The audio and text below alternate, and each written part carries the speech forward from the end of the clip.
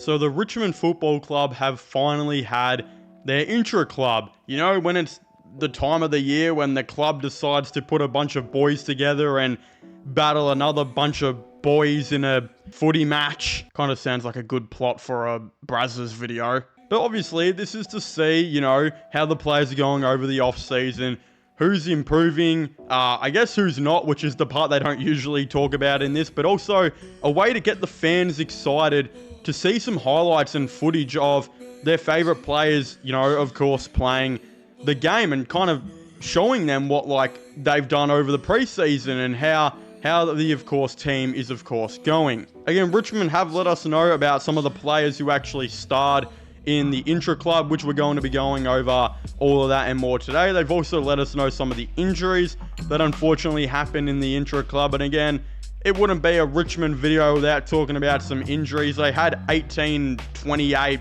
bloody ACLs last year, freaking 249 hamstrings, and 248 of them were from Dion Prestia. I wouldn't have even been surprised if someone tore their freaking foreskin last year. That's how many injuries Richmond literally have every year. And of course, yeah, more happened over the Intra-club. What's new? But again, before we do talk about all of that and more, there's still a little bit of you guys who watch these videos who are not yet subscribed to the channel. When I say a little bit, there's a decent amount of you guys. So if you could do me a massive favor and leave a like on this video, subscribe to the channel for all the latest AFL content news, and I guess without further ado, we'll get straight into it. So it starts off by saying that Richmond compete in intra-club match. Richmond completed in a pre-season hit-out at the Swinburne Centre on Friday morning.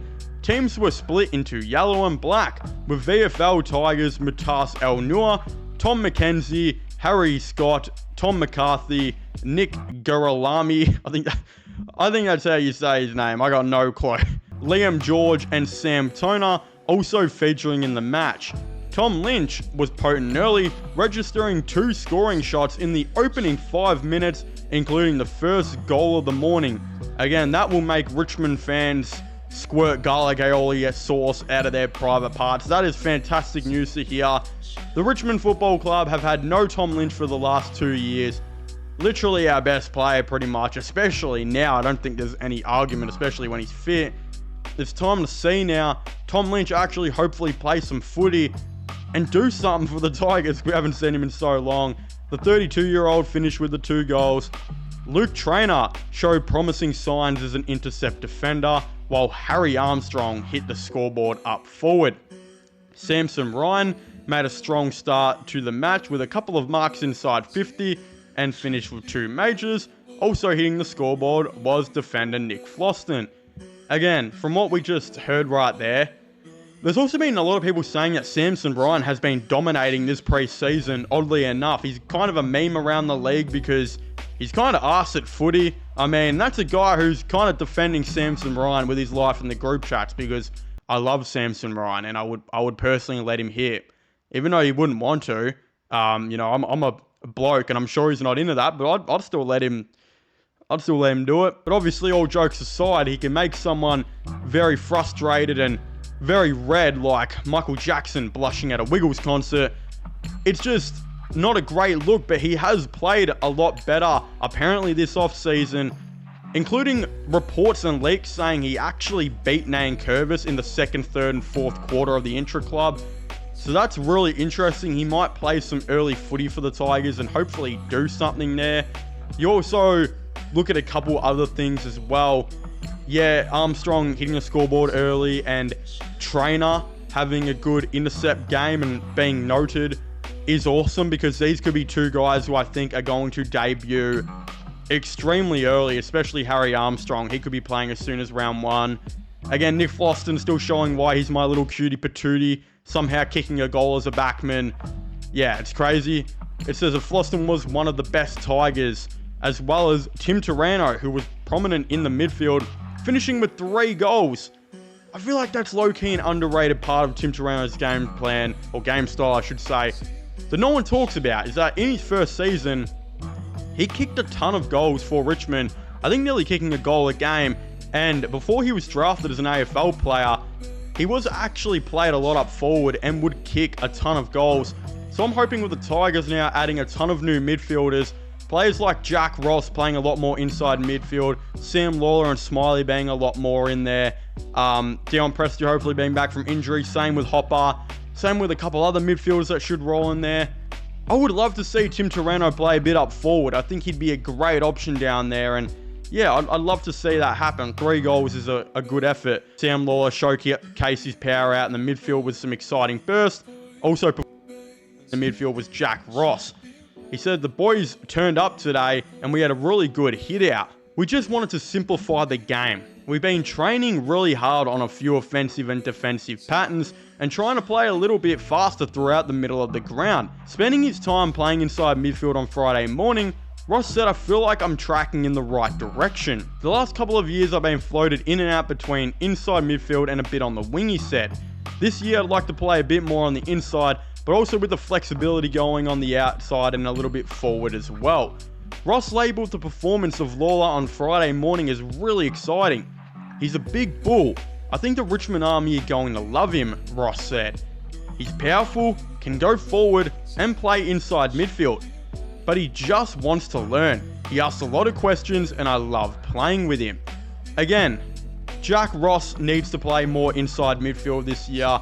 Our inside midfield last year was just quietly a disgrace. It was disgusting to watch. When you have Adam Uze, a guy whose best trait is being an inside midfield coach and a midfield coach in general, which he was at Melbourne, you bring him to the team and the midfield he got to coach last year was half of Tim Taranto, half of Jacob Hopper, like a quarter of Jack Ross, a quarter of Dion Prestia, full-time Thompson Dow.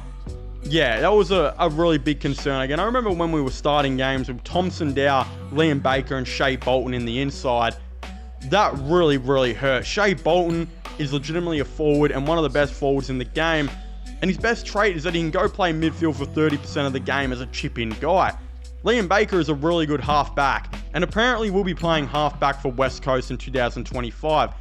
But it's good that he can chip in and play maybe 30% on the inside midfield or a little bit of that up forward.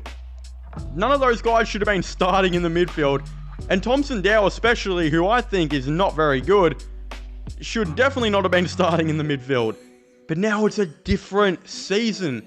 Jack Ross is back from injury and he played the best footy he's ever played in the short time we saw him last year, and that was on the wing.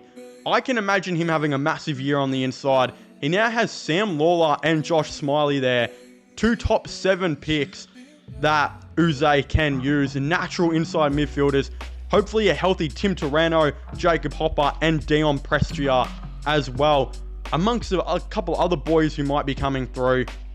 The midfield should be completely changed. It should be a completely new thing.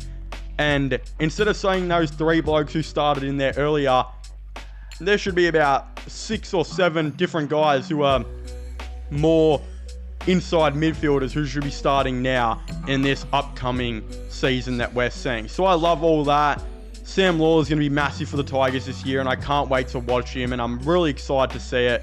Jack Ross is another player I'm low-key super excited to see.